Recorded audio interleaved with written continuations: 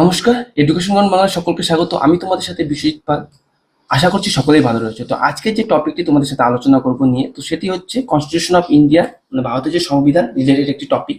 তো সেখানে রিসেন্টলি একটি কথা শোনা যাচ্ছে যে ভারতের যে বর্তমান শাসক দল রয়েছে, মানে ভারতের যে বর্তমান অলরেডি যে সরকার, কেন্দ্র সরকার ছিল, তো সেটি যে সেই দলই যদি পুনরায় যে তারা বলছে যে 400 পার, বর্তমানে শোনা যাচ্ছে যে বিজেপি কি বলছে যে ইসবার 400 পার। তো যদি তারা 400 পার করে দেয়, এবার তাদের সরকার গঠন করার জন্য 400 পার করে সরকার গঠন করে মেজরিটির সাথে, তাহলে তারা তাদের সংবিধানকে চেঞ্জ করে দেবে। অবশ্যই সেটা কিন্তু বিরোধীরা বলেনি, সর্বপ্রথম বলেছেন তাদেরই দলের কর্ণাটকের একজন এমপি। তো তার পরিপ্রেক্ষিতেই বিরোধীরা বলেছেন পরিস্থিতি হাতের বাইরে চলে যাচ্ছে। তো এই বিষয় নিয়ে বিরোধী দলের যে বক্তব্য এবং শাসক দলের যে বক্তব্য, সেই নিয়েই আজকের এই ভিডিওতে আলোচনা করব, এবং কেন, এবং শেষে থাকছে যে কেন এটা সম্ভব নয় পরিবর্তন করা, তো সেটাও নিয়েও আলোচনা হবে। তো দেখো, সর্বপ্রথমেই দেখো আমাদের যে আজকের যে টাইমস অফ ইন্ডিয়া একটি নিউজে এসেছে যে বিজেপি খুব কম সম্ভবই রয়েছে কনস্টিটিউশনকে অ্যামেন্ড করা, মানে কনস্টিটিউশনকে যে পুরোপুরিভাবে চেঞ্জ করার এটা সম্ভাবনা খুব কমই রয়েছে। তো এই আর্টিকেলের হেডলাইনে বলেছে। তো এখানে দেখো পরবর্তীতে বলেছে উইল বিজেপি চেঞ্জ, একটা প্রশ্ন জিজ্ঞেস করেছে, will BJP change the constitution of to abandon secularism if it wins a massive Lok Sabha victory. যদি বিজেপি তাদের লোকসভা জয়, বিপুল পরিমাণ সংখ্যাগরিষ্ঠতার সাথে জয়লাভ করে, তাহলে কি বিজেপি এই কনস্টিটিউশনকে, তাদের যে সংবিধানকে সেকুলারিজম থেকে বের করে, মানে যে কি বলে ধর্মনিরপেক্ষতা, যে আমরা দীর্ঘদিন ধরেই বলে আসছি ভারত ধর্মনিরপেক্ষ দেশ, সেই ধর্মনিরপেক্ষতার থেকে কি বেরিয়ে তাদের সংবিধানকে পুরোপুরি চেঞ্জ করে নিয়ে আসবে? যেহেতু কি অলরেডি কিন্তু বারংবার এই সরকারই কিন্তু এর পূর্বেও তারা বিভিন্ন রকম র্যালিতেও বলেছে যে হিন্দু স্টেট, হিন্দু রাষ্ট্র, এবং বলে কিন্তু যদিও সেখানে সমগ্র জাতির লোকই বসবাস করে, তবুও কিন্তু বলেছে যে হিন্দু রাষ্ট্র বলে একটা বলে কথা, তাদের আওয়াজ তারা তুলেছে বারংবার, এবং সেই পরিপ্রেক্ষিতেই কিন্তু এটা প্রশ্নটাও আসছে। ঠিক আছে, তারা কি সত্যিই কি চেঞ্জ করতে পারবে? পরবর্তীতে চেঞ্জ করা সম্ভব হয় ফর্মালিস্টিক কিন্তু সেকুলারিজম এবং এই ধর্মনিরপেক্ষতার বাইরে বেরিয়ে। ঠিক আছে, এটা বারংবার হিন্দু রাষ্ট্র বলা সত্ত্বেও কিন্তু তারা বলেছে যে এটা সেকুলার, তাদের ধর্ম নিরপেক্ষ দেশই থাকবে, তারা বারংবার বলা সত্ত্বেও, এবং বলেছে যে কেন এই সুযোগটাকে তারা হাতছাড়া করবে, যেটা বারংবার কাজে এসেছে তাদের পলিটিক্যাল যে র্যালি রয়েছে এবং পলিটিক্যাল যে তাদের জয়, সেক্ষেত্রে কিন্তু যে হিন্দু রাষ্ট্র এটা কিন্তু বারংবার তাদের পক্ষে এসেছে। তো তারা কি সত্যি কি পরবর্তীতে এটা তাদের পক্ষে চেঞ্জ করা কনস্টিটিউশনকে পুরোপুরিভাবে সম্ভব? তো এটা একটা প্রশ্ন তুলেছে। তো সেই পরিপ্রেক্ষিতে কিন্তু পরবর্তীতে দেখো তোমার এই এই যে স্লাইডের যে এই যে বক্তব্যগুলো রয়েছে, সেটাতে তোমরা পুরোপুরি ক্লিয়ার হয়ে যাবে যে কি বলেছে বিজেপির যে কর্ণাটকের এমপি। তোমাদের কথা বললাম যে অনন্ত কুমার হেগদে, তিনি কিন্তু এই প্রথম বলেছিলেন যে যদি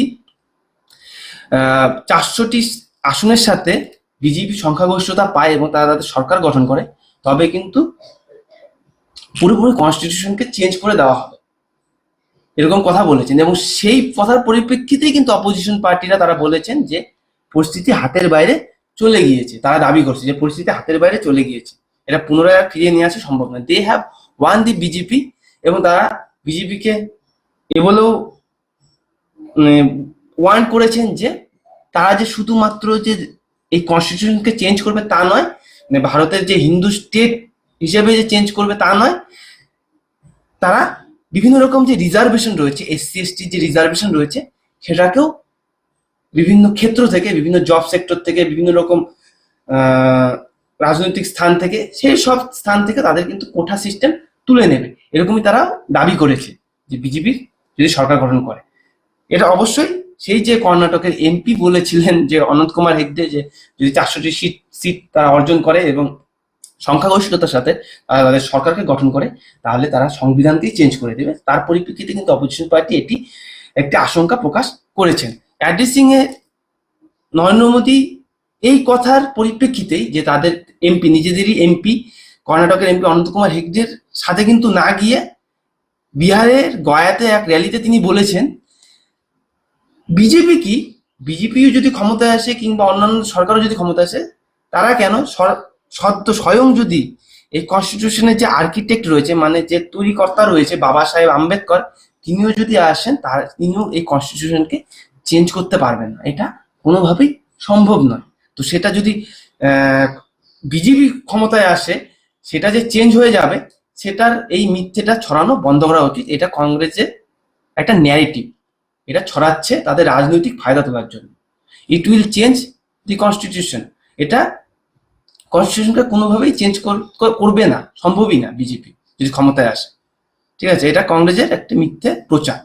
দেওয়ার পর সুতরাং they must stop spreading lies, সুতরাং তাদের এই মিথ্যেকে ছড়ানো বন্ধ করা উচিত। এবং মোদি এটাও রিমাইন্ড করেছেন, যে অডিয়েন্সকে জানিয়েছেন এবং মনে করিয়ে দিয়েছেন যে বিজেপি কিন্তু সর্বপ্রথম এই যে কনস্টিটিউশন ডে হিসাবে কিন্তু 26শে জানুয়ারি দিন থেকে কনস্টিটিউশন ডে হিসাবেও পালন করা হয়। তো বিজেপি কিন্তু সর্বপ্রথম এই কনস্টিটিউশন ডেকে ইনস্টিটিউট করেছেন, চালু করেছেন। তো এই দিক থেকে ভাবলে পরে বিজেপি কেন কনস্টিটিউশনকে চেঞ্জ করবে, এটা একটা সিম্পল একটা ক্লিয়ারেন্স তিনি জনগণের মধ্যে তুলে ধরেছেন, reflecting it's highest respect for constitutional principal. এবং তিনি যে কনস্টিটিউশনের যে প্রিন্সিপাল রয়েছে সেগুলোকে যথেষ্ট পরিমাণ সম্মানও করেন। তো তিনি এর থেকে বোঝা যাচ্ছে যে বর্তমান সরকার তারা কিন্তু অবশ্যই সংবিধান পরিবর্তনের দিকে কোনোভাবে আগ্রহী নয়। একজন পার্টিকুলার এমপি বলেছেন সেই কথা, অবশ্যই তাকে তারা সমর্থন করেননি।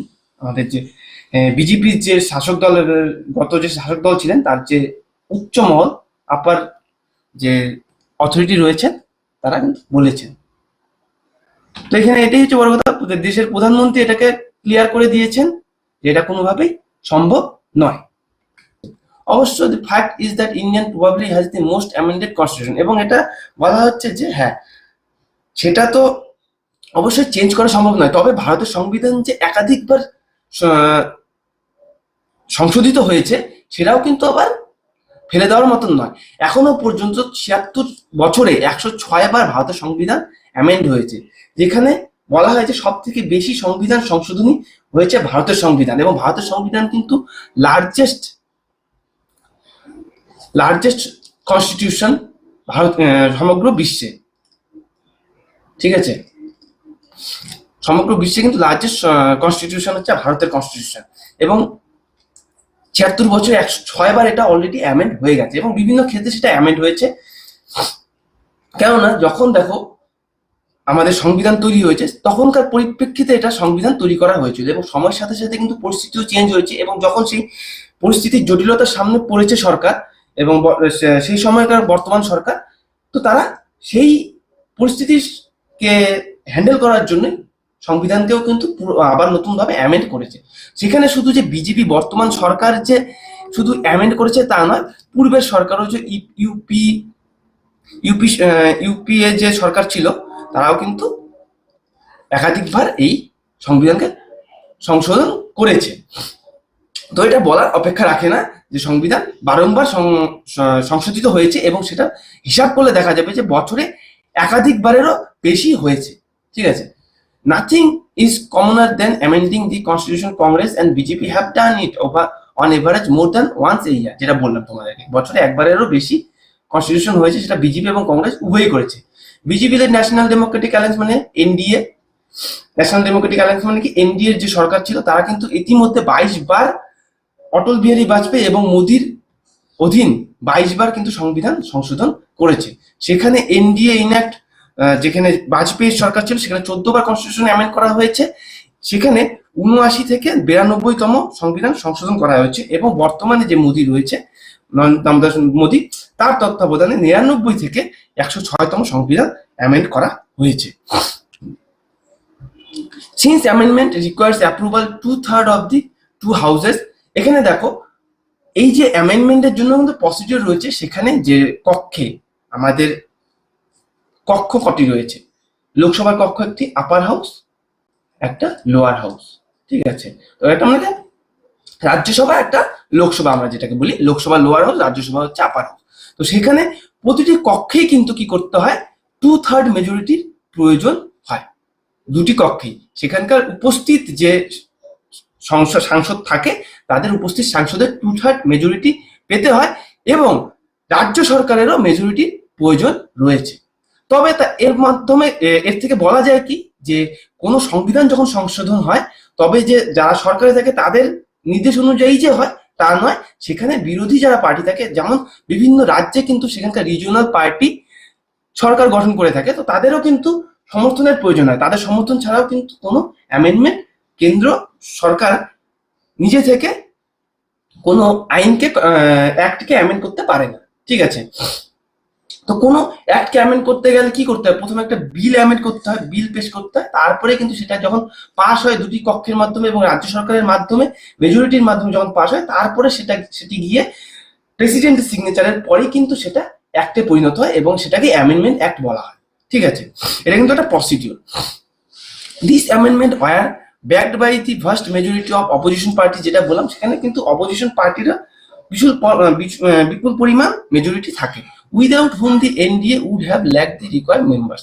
শুধুমাত্র যে এনডিএ এর মেম্বার সদস্যদের দ্বারাই যে সেটা সমর্থনের মাধ্যমে যে কোনো বিলকে অ্যামেন্ডমেন্ট করা সম্ভব হয় তা নয়, অপোজিশন পার্টিরও সমর্থনের প্রয়োজন রয়েছে। এবং সেটা তোমাদেরকে আমি বললাম যে রাজ্য সরকারের মেজরিটির প্রয়োজন থাকে, কারণ সমস্ত রাজ্যে কিন্তু বিজেপি বা এনডিএ সরকার নেই, সেখানকার রিজনাল পার্টিরও সরকার রয়েছে। যেমন দেখো, ওয়েস্ট বেঙ্গলে রয়েছে কি, ওয়েস্ট বেঙ্গলে আমাদের টিএমসি রয়েছে, এবং দিল্লিতে রয়েছে কি, দিল্লিতে আপের সরকার রয়েছে, এবং বিভিন্ন জায়গায় সেখানকার জেডিইউ এবং তারপরে কংগ্রেসেরও তো সরকার রয়েছে, তো সেখানকারও মেজরিটির প্রয়োজন রয়েছে কোনো বিলকে পাস করার জন্য, অ্যামেন্ড করার জন্য। ঠিক আছে, এটা হচ্ছে একটা স্বচ্ছ ধারণা দিয়েছে। Constitutional amendment occur regularly with the political consensus. Vajpayee era, the amendment include the pooling and sharing of all central tax states as suggested by the 10th Finance Commission, restricting size of the Central Council of Minister of Check Defection.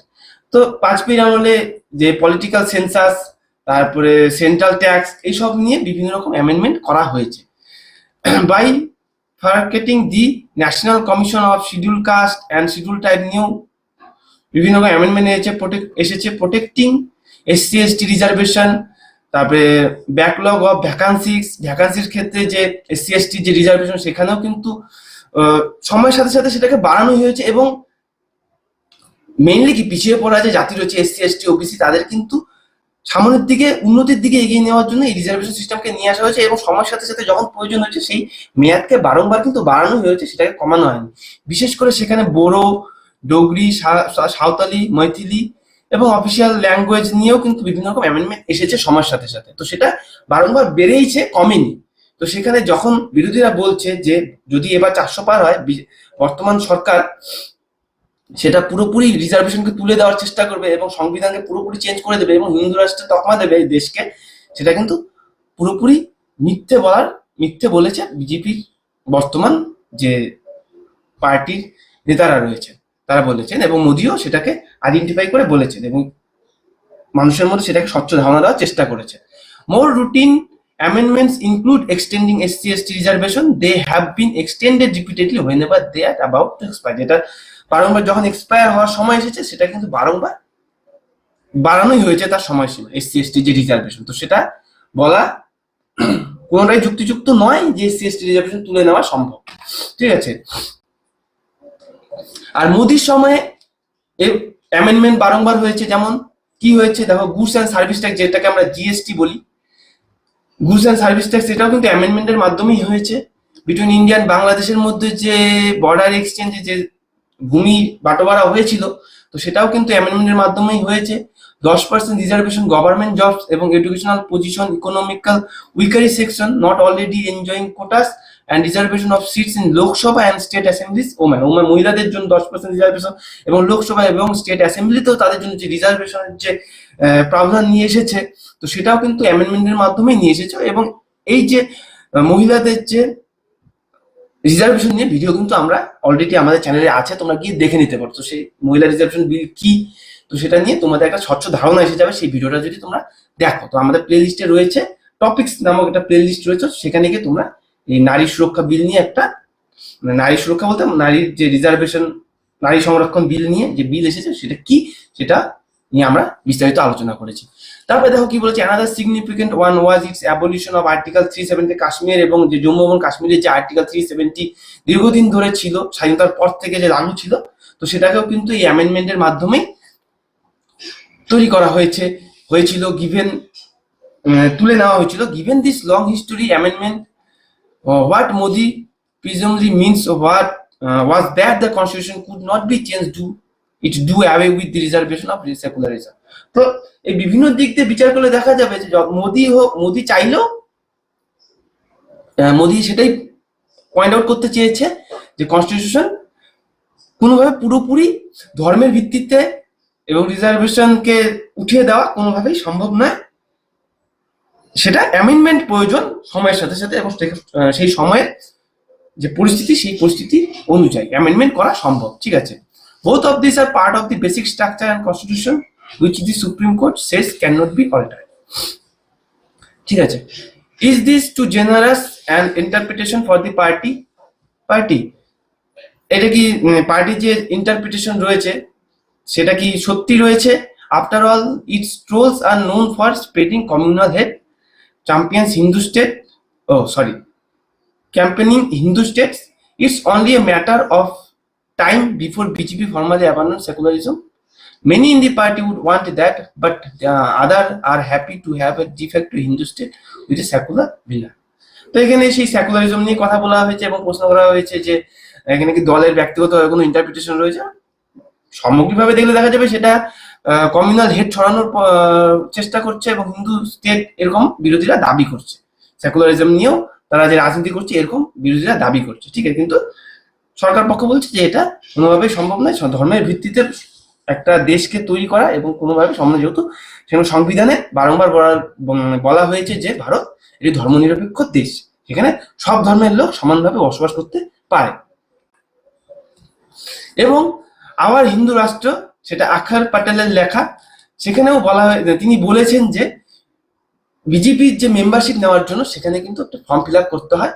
তো অবশ্যই তিনি যদি subscription দিতে চান তবে সেটা অবশ্যই রিলিজনের ভিত্তিতে হবে না, সেখানে সেকুলার স্টেট এবং নেশনের ভিত্তিতেই সাবস্ক্রাইব তিনি করে নেওয়া উচিত এবং নেবেন। Indeed the beginning of BJP's own party constitution promises to bear true faith and allegiance to Constitution of India as by law established and to the principle of social secularism and democracy. এবং বিজেপির নিজেরও যে সংবিধান, পার্টির সংবিধান রয়েছে সেটাকেও change করতে হবে যদি তারা ধর্মের ভিত্তিতে এই রাজনীতি করতে চায়। তো বলতে চেয়েছে, if BJP has not amended its own party constitution, যদি বিজেপি তার নিজের পার্টির যে কনস্টিটিউশন সেটাকে যদি অ্যামেন্ডমেন্ট না করে to divorce secularism and create a Hindu state, যদি এই হিন্দু স্টেট নিয়ে এবং তৈরি এবং ধর্মনিরপেক্ষতার বিরুদ্ধে কথা বলে, তাহলে will it so amend in the Indian constitution, তাহলে সেটা ইন্ডিয়ান ইনস্টিটিউশনকেও কি করতে পারে, সেটা একটা প্রশ্নবোধক মার্ক থেকেই যায়, প্রশ্ন চিহ্ন থেকেই যায় এই বক্তব্যের মধ্যে। আই থিঙ্ক নট, মানে তার বক্তব্যে তিনি বলছেন যে মনে হয় না BJP manifesto promises more of the same strategies, একই রকম স্ট্র্যাটেজিসের উপর যে ম্যানিফেস্টো তারা পেশ করেছেন, have serve the party so well, এবং পার্টিকেও খুব সুন্দরভাবে তারা পরিচালিত করছে। That includes the phase on secularism, সেটা ধর্মনিরপেক্ষতাকে ইনক্লুড করে। মানে বিজেপি যে একটি নির্দিষ্ট ধর্মের ভিত্তিতেই যে একটা দল তৈরি হচ্ছে এবং দেশকে একটা নির্দিষ্ট ধর্মের দিকে চালিত করছে এমনটা নয়, তার মতে তিনি ভাবছেন, তিনি বলছেন যদি তারা ধর্মের ভিত্তিতে সেই কোনো কনস্টিটিউশনকে, দেশের কনস্টিটিউশনকে চেঞ্জ করতে চায়, তাহলে তারা কিন্তু নিজের কনস্টিটিউশনকে পূর্বে চেঞ্জ করতে হবে। আর তিনি কিন্তু মেম্বারশিপ নিয়েছেন কোন ধর্মের ভিত্তিতে বেস করে নয়, ধর্মের ভিত্তিতে একটা দল তৈরি হচ্ছে সেই ভিত্তিতে নয়, অবশ্য সেখানে স্টেট এবং নেশনের সেকুলারিজম, দেশ এবং নেশনকে নিয়ে যে দল ভাবে তার ভিত্তিতে সাবস্ক্রাইব করেছেন, যেহেতু সেই দলে মেম্বারশিপ নেওয়ার জন্য একটি ফর্মও ফিল আপ করতে হয়। এখানে দেখো বিভিন্ন রকম দলের বিপক্ষের এবং বিভিন্ন রকম যে কথোপকথন ছিল কেন করা যাবে না, বিভিন্ন রকম দলের বিভিন্ন জন লোক তারা বলেছেন। ঠিক আছে, মোদিও তাদের বক্তব্য পেশ করেছেন যে তারা বারংবার অ্যামেন্ডমেন্ট করেছে, শুধু যে তারা করেছে তা নয়, কংগ্রেস যখন সরকারে ছিল তারাও করেছে, এবং সেটা একটা পার্ট, কনস্টিটিউশনের পার্ট অ্যামেন্ডমেন্ট করা, কিন্তু কনস্টিটিউশনকে পুরোপুরি কখনোই চেঞ্জ করা সম্ভব নয়, কেননা এটা বি আর আম্বেদকর আসলেও, যিনি কনস্টিটিউশনের আর্কিটেক্ট তিনি আসলেও কিন্তু এটা করতে পারবেন না। দেখো কনস্টিটিউশন যখন তৈরি হয়েছিল সেটা কিন্তু 2 ইয়ার 11 মান্থ এবং 18 দিন সময় নিয়েছিল এই কনস্টিটিউশনকে তৈরি করতে। সেখানে 165 দিন ধরে প্রায় 11টি অধিবেশনের মাধ্যমে সেটা পাস করা হয়েছিল। কেননা দেখো দীর্ঘ সময়ব্যাপী এটাকে করা হয়েছে, যে সেই সময় অনুযায়ী যে দেশে কি রকম কনস্টিটিউশন হওয়া উচিত সেই সময়ের পরিস্থিতি অনুযায়ী, এবং সেখানে কিন্তু অ্যামেন্ডমেন্ট করার প্রাবধানও রয়েছে, এবং সময়ের সাথে সাথে যখন দরকার হয় সেটাকে অ্যামেন্ডমেন্ট করা, এটা কিন্তু অ্যামেন্ডমেন্ট করে সেই সময় যখন সেই সময় সেখানকার সরকার শাসনে থাকে। অবশ্যই সরকার যে একা চাইলেই হবে তা নয়, সেখানে যে বিরোধী দল থাকে এবং রাজ্যসভা এবং বিভিন্ন স্টেটের মেজরিটিরও প্রয়োজন রয়েছে সেই সরকারের প্রস্তাবনার ওপর। তারপরে কিন্তু একটা অ্যামেন্ডমেন্ট বিল, সেটা অ্যামেন্ডমেন্ট অ্যাক্টে পরিণত হওয়া সম্ভব। তো এটা সমস্তটাই তার উপরে নির্ভর করে, এবং 7 জন কিন্তু, এটা মনে রাখবে বিভিন্ন এক্সাম পয়েন্ট অফ ভিউ থেকে থাকে, যে কনস্টিটিউশনাল যে কনস্টিটিউশন তৈরির পেছনে যে মেম্বার বোর্ড গঠন করা হয়েছিল, কয়জনের বোর্ড, সেটা কয়জন ছিল, সেখানে 7 জন ছিল। আর চেয়ারম্যান কে ছিলেন? চেয়ারম্যান হচ্ছে B.R. আম্বেদকর। ঠিক আছে, এটা কিন্তু মনে রাখবে। তো এই 2 বছর 11 মাস 18 দিন ধরে যে কনস্টিটিউশন তৈরি হয়েছে সেটাকে চাইলেই কিন্তু চেঞ্জ করা সম্ভব নয়, এবং সেটার সাথে অনেক ইমোশন রয়েছে, এবং সেটা কিন্তু কনস্টিটিউশন সেই ভিত্তিতে যদি বলতে চাও তাহলে তো ব্রিটিশ শাসিত যখন দেশ ছিল সেই সময় একটা কনস্টিটিউশন ছিল, কিন্তু ভারত সরকার কিন্তু যখন দেশ স্বাধীন হয় এবং সেই সময় যে সরকার ছিল তারা নতুন করে সংবিধানকে চেঞ্জ করেছে, যে ব্রিটিশদের স্বাধীন ভারতে ব্রিটিশদের কোনো রকম সংবিধান, কোনো রকম আইন কানুন থাকা ঠিক নয়, এবং ভারতের জন্য যেটা প্রযোজ্য এবং ভারতের উপযুক্ত যে আইন, সেরকম একটা কনস্টিটিউশন সংবিধান তৈরি করা প্রয়োজন। ঠিক আছে, তো এর জন্য কিন্তু বিভিন্ন দেশে গিয়ে বিভিন্ন রকম দেশের বিভিন্ন আইন কানুন দেখে সেখানকার আইনকেও আবার আলোচনা করে, পর্যালোচনা করে, সেখান থেকেও কিছু ধার করে এবং নিজেদের থেকেও কিছু নতুন কিছু তৈরি করে সেটা আমাদের কিন্তু সংবিধান তৈরি করা হয়েছে। এবং এটা আমাদের সংবিধানকে কিন্তু সমগ্র বিশ্বের সব থেকে লার্জেস্ট সংবিধান বলা হয়, এবং সব থেকে বেশি 106 বার এটা আজ পর্যন্ত সংশোধিত হয়েছে বিভিন্ন অ্যাক্ট।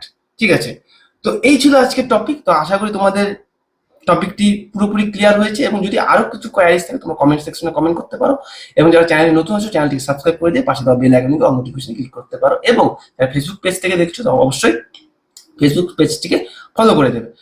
তো চলো পরবর্তী ভিডিওতে দেখা হচ্ছে আবারও এরকমই একটা কিছু টপিক নিয়ে। তো সবাই সুস্থ থাকো, ভালো থাকো, জয় হিন্দ, জয় ভারত, ধন্যবাদ।